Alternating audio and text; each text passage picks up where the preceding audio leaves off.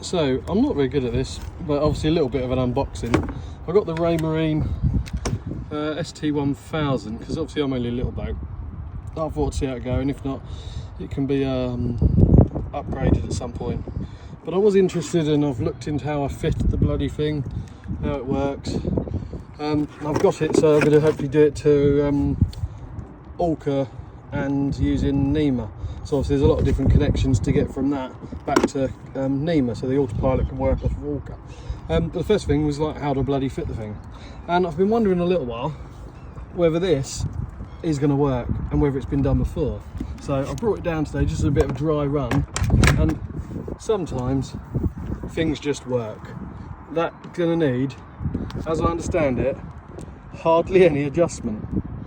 I think I've just got a little bit too excited, because sometimes with boats they go difficult, and I've had lots of learnings, but all understanding and growing and improving.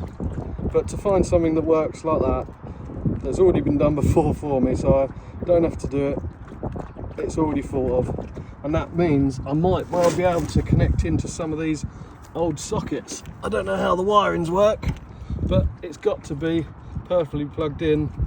I might be able to tee into there and then bring it all the way into Orca. So yeah, it's a good day down on the boat. One job a little bit easier than I first thought. So basically, you join me on board, basically improving the, I've basically only roughly done this, just nothing secure at the moment. I've got Orca, some sail instruments, radio and bits set up. I'm going to put the second battery on as well, which I've got connecting terminals to do. But I'm just replacing some of the smaller cabling with some, where has it gone?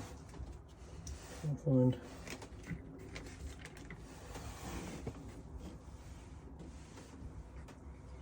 Ah, this cabling. So basically upgraded to the cabling. Just upgrading the cabling a bit and using some different connectors.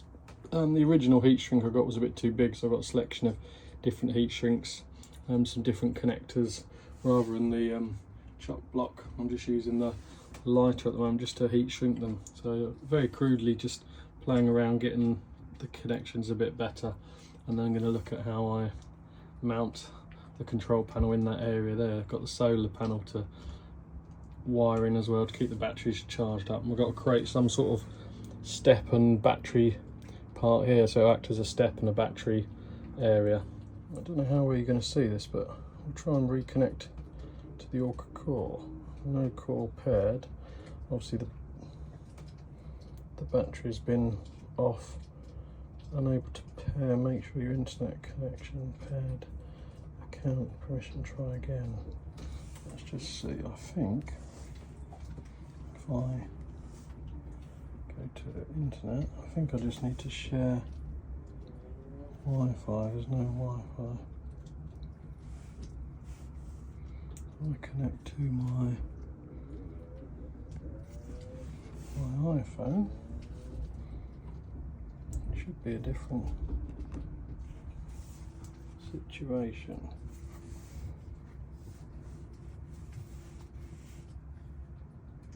Let's go back. That's connected. There we go. All connected. Voila. Simples.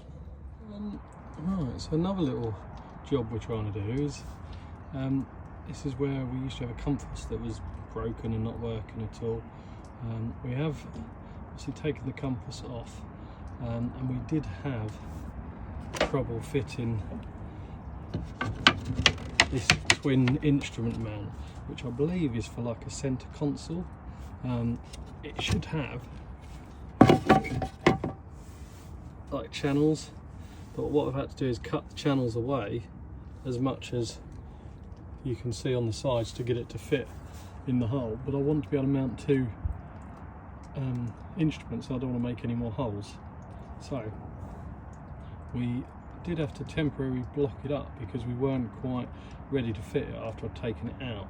So we ingeniously used like a little Chinese takeaway tub that we happen to have some bolts and bits in, and Donna was like, oh, that'll fit, and as behold, it worked a treat. I'll quickly show you that and then show you what we're going to do. So yeah, like I said, we plugged the hole by just pushing that in. Obviously it's fairly tight, but it's obviously tapered, so it just kept the water out for a week or two. And now the next stage, we're gonna, because the drill holes don't match up, we can get this scylla flexed, is it? Scylla flexed on there, like that. And then we're gonna just add the instruments. I'll quickly show you those. So yeah, what the aim is to turn that hole.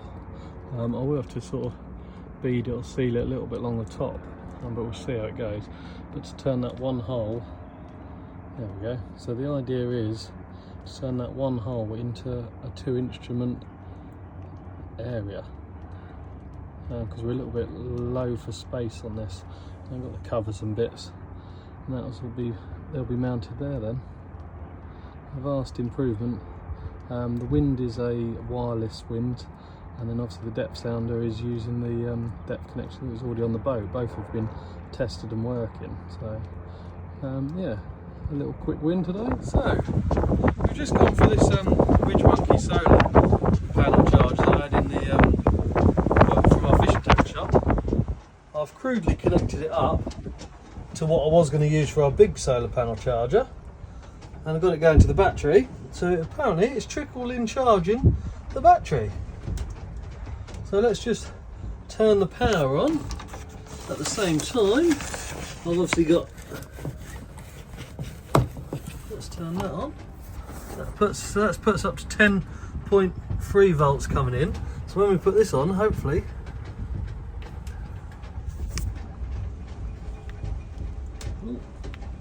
what's happened with that? Oh, there you go. Hopefully this won't give us a it didn't give us a low voltage. No, it didn't give us a low voltage warning. That's that.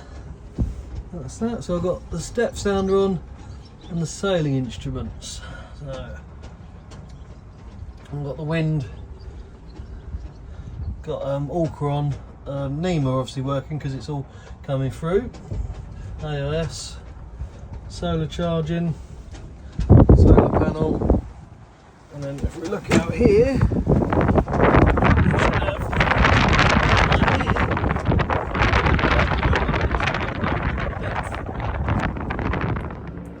back onto the boat, having left the things up for the first time, and we're looking at 14 volts.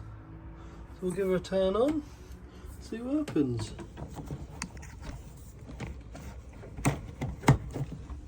There we go.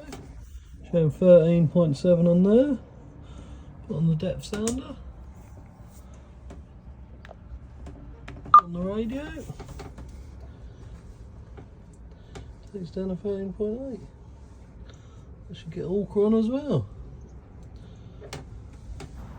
What I wanted to talk about is this wind NASA connector.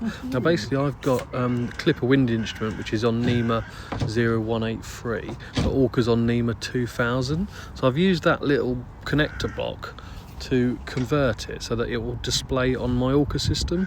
So what you'll see coming up in the next few clips is I've managed to connect it so that then I'm getting the wind data on my iPhone or my iPad on Orca as well as on the Clipper system.